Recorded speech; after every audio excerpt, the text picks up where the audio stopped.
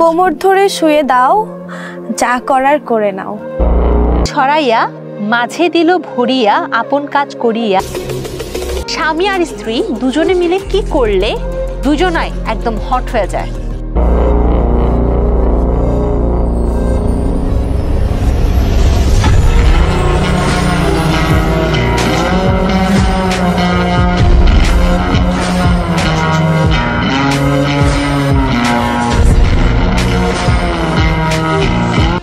আমার সোনার বাংলাদেশটা এতই পরিবর্তন হয়েছে যে এক ম্যাগি নুডলস আর এক ম্যাগি নুডলসকে নিয়ে ইন্টারভিউর নামে করতেছে নোংরামি। আরে ভাই তোরাই বল এদেরকে কবে থামাবি?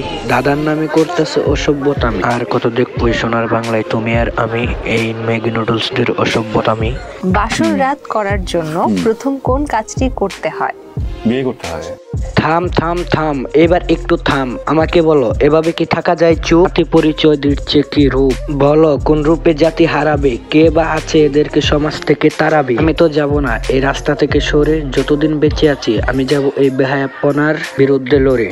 আমার লাইফে যতই আসুক চাপ, হয়তো কিছুদিন ভিডিও দেবো না, আবার ইনশাল্লাহ করব ব্যাক।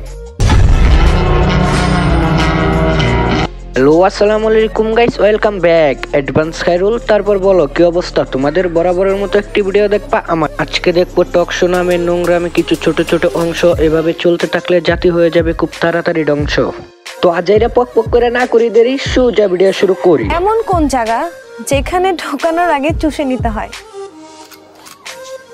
এসব কন্টেন্টের মাধ্যমে রে ভাই এমন কুরকুরি যা ধরাই দেয় যে কাউকে জনসুরসুরি। এসব কন্টেন্টের ফলেও আসে নারীদেরকে দর্শন করার চিন্তা। কথাটা সত্য, যদিও লাগে তোমার কাছে পান্তা। এই ধরনের কিছু কন্টেন্ট দেখে অনেকের আসে হস্তমৈথুন করার চিন্তা। এগুলোর ভয়াবহ কত তাকে তুমি জানতা? তাহলে এদের বিরুদ্ধে যে ভয়াবহ স্টেপ নেওয়ার দরকার তা তুমি মানতা? দুই ঠ্যাং ছড়াইয়া মাঝে দিল ভরিয়া আপন কাজ করিয়া পরে দেয় ছাড়িয়া। বলো কি? এটা হচ্ছে তুই একটা দেহ ব্যবসায়ী। আমি এর চেয়ে ভালো উত্তর আর কোথাও খুঁজে পাই নাহি। এমন কোন জায়গা যেখানে ঢোকানোর আগে চুষে নিতে হয়? এমন কোন জায়গা যেখানে দোকানের আগে চুষে নিতে হয়? এটা গিয়ে তোর বাপকে জিজ্ঞাসা কর। না, এগুলো তো ভালো কোশ্চেন, তাহলে তোর বাপকেই গিয়ে ধর। না, এটার উত্তর তোর বাপ খুব সুন্দরভাবে দেবে। হয়তো হর্নি হয়ে তোর ক্লাসটা একটু ভালোভাবে নেবে। যত সব ফালতু। স্বামী আর স্ত্রী দুজনে মিলে কি করলে দুজনাই একদম হট হয়ে যায়? আজকে তোর মা বাবাকে বলবি না করে ছটফট তোমরা কিভাবে হয়ে যাও হট। তারপর দেখবি কিভাবে তুই খাচ্ছ কট। আরে কিসের কট খাবে? এদের কি লজ্জা শরম আছে নাকি যে কিছু হবে? মা বাবা এমনি বলবে কিসের তো বাধা, এটা তো সামান্য একটা দাদা। হালার বোকা চোদা। তো আজকের মতো বিদায় নিচ্ছি। প্রিয় ভিডিওটি ভালো লাগলে লাইক করে দিও। কিছু আবালদের কেটে দেবো। সবাইকে জানাই আল্লাহ হাফেজ।